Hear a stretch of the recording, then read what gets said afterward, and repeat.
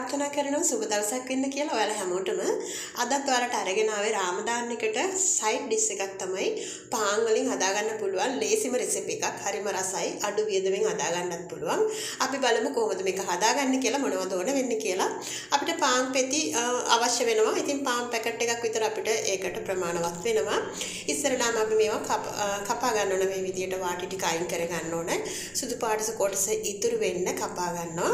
ඉතින් මේක හදනකොට පයිරෙක්ස් එකක් මම අරගත්තේ. ඔයාලට පුළුවන් විනිවිද පෙනෙන භාජනයක් අරගන්න. මොකද මේක ආයි කුක් කරන්න නැහැ. ලස්සන ඩිෂ් එකක් ගත්තාම විනිවිද පේනවා ලස්සනට. ඉතින් මේ විදියට පාන් පෙති ඔක්කොම අයින් කපාගෙන ලෑස්ති කර ගන්නවා. අපිට මේකට අවශ්‍ය වෙනවා ලෙබ්නා චීස් එක. ඉතින් ලෙබ්නා චීස් ටිකක් හෙවි එක තමයි අරගත්තේ. ඔයාලට ඒක ටිකක් මිල්ට් කරගන්න ඕන නම් ලිබන් එක හරි එහෙම නැතිනම් කිරි හරි එකතු කරලා චුට්ටක් දිය කරගන්න.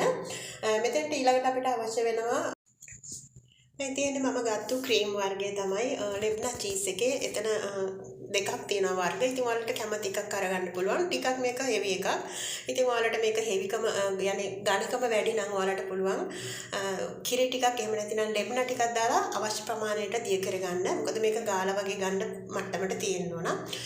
ඉස්සල්ලාම අපි මේ වගේ එක තට්ටුවකට අතුර ගන්නවා අපි කපාගත්තු පාන්. කැරට් ටික මේ විදියට කුඩාවට ගාගෙන තියෙනවා කැරට් ගානකින්. ඒ වගේම පාස්ලි කොළ සහ මින්ට් කොළ ටික හීනියට කුඩාවට කපාගෙන තියෙනවා. ඉතින් ඒ වගේම මේකට ගාගත්තු සුදු ලුණු තේ හැන්දක් සහ මයොනයිස් සෝස් එකෙන් ඔයාලට මයොනයිස් ක්‍රීම් එකෙන් අවශ්‍ය වෙනවා මේස හැන්දක් විතර.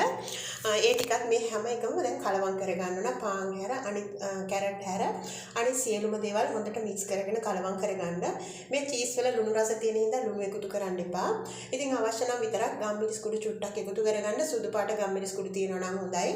එහෙම නැතිනම් කළු පාට ගම්මිරිස් කුඩු නැත් කමන්නේ. මේ එකතු කරගන්නේ ගාගත්තු සුදු ලුණු ඒ වගේම මින්ට් කොළ ටිකක් පාස්ලි කොළ ටිකක් එකතු කරගන්නවා. පාස්ලි ටිකක් තා වෙනම තියා ගන්න ඕන සයිඩ් එකෙන් අපිට අවසානයේ අවශ්‍ය වෙනවා අන්තිමට. මේ හැඳි දෙක වගේ ප්‍රමාණයක් තමයි මෙතන අරන් තියෙන්නේ. ඉතින් ඔයාලා බලලා මික්ස් එක අවශ්‍ය වෙන ප්‍රමාණයට එකතු කරගන්න පුළුවන්. දැන් මේ චීස් ටික හොඳින් මේ විදියට කලවම් කරගන්න ඕනේ. ඉතින් වීඩියෝ එක අතරවාරේ මතක් කරනවා ඔයා තවමත් මාලි ඩීසෙල්ලා කියන මගේ YouTube channel එක subscribe කරලා නැතිනම් subscribe කරන්න. ළඟින්ම තියෙන notification bell එකත් all කරලා දාලා තියාගන්න all එකම. එතකොට තමයි ඔයාලට ඉක්මනින්ම මගේ වීඩියෝ එකක් දාපු සැනින්ම notification ළඟා කරගන්න පුළුවන් වෙන්නේ. ඉතින් මේ රමදාන් එකට හදපු side dish එකත් මම ඔයාලට විශේෂයෙන්ම අරාබි රටවල වැඩ කරන මගේ ආදරණීය ගෘහ සේවිකාවන් වෙනුවෙන් තමයි විශේෂයෙන්ම ඉතින් අප්ලෝඩ් කරන්නේ. මොකද මේක ලංකාවේ නෙමෙයි ඕනම රට කෙනෙකුට මේක හදලා කන්න පුළුවන් මේ චීස් වර්ග එකතු කරගෙන. ඉතින් ලංකාවේ නම් චීස් වර්ග ටිකක් ගන්න පිටරට ඉන්න කෙනෙකුට මේක හරිම ඉක්මනින් පහසුවෙන්ම හදාගන්න පුළුවන්. ඔන්න දැන් පළවෙනි තට්ටුව පාන් ටික අඩු කරලා ඊට පස්සේ අර කොටස් වලින් භාගයක් මේ විදියට ආය අතුර ගන්නවා. ඉස්සල්ලාම මුකුත් එකතු කරන්නේ නැතුව පාන් විතරක් අඩියට එකතු කරගෙන ඊට පස්සේ සෝස් එකෙන් කොටසක් මේ වගේ සාමාන්‍ය මට්ටමට ලෙවල් කරලා ඊට පස්සේ ආයේ පාන් ටික මේ විදියට ලස්සනට හිඩස් හිටින්න නැති වෙන්න එකම ප්‍රමාණයට අඩු කරගන්න ඕන. ඊට පස්සේ ඊතුරු සෝස් අපි හදාගත්ත මිශ්‍රණය මේ විදියට හැන්දකින් තුනී කරගන්න ඕනේ. ඉතින් ඔයාලට පේනවා මෙතන පයිරස් එකක් අරන් තියෙන්නේ ලස්සනට විනිවිද පේන නිසා ඔයාලට පුළුවන් මේ වගේ දෙයක් හතරස් එකක් පාවිච්චි කරන්න. එතකොට තමයි ගොඩක් මේ ඩිෂ් එක ලස්සනට එන්නේ. ඊට පස්සේ අපිට ගාගත්තු කැරට් තියෙනවා. ඉතින් ඒ කැරට් ටික අපිට මේ උඩින් ඉහලා ඒ වගේම පාස්ලි එහෙම නැතිනම් බග්දෝනිස් තමයි අපිට අවශ්‍ය වෙන්නේ උඩින් එහා ගන්න. ඊට පස්සේ අපිට මේක ෆ්‍රිජ් එකේ තියලා අවශ්‍ය වෙලාවට රස බලන්න පුළුවන්. කැරට් මේ වගේ ගොඩක්ම හීනියට ගා ගන්න. එතකොට තමයි ගොඩක්ම ලස්සනට තියෙන්නේ. ඒ වගේම අලංකාරව ඔයගොල්ලන්ට මේක පිළිගන්නවන්න පුළුවන් සයිඩ් ඩිෂ් එකක් විදියට. රමදාන් මේසෙට ගොඩක්ම ප්‍රයෝජනවත් වෙනවා.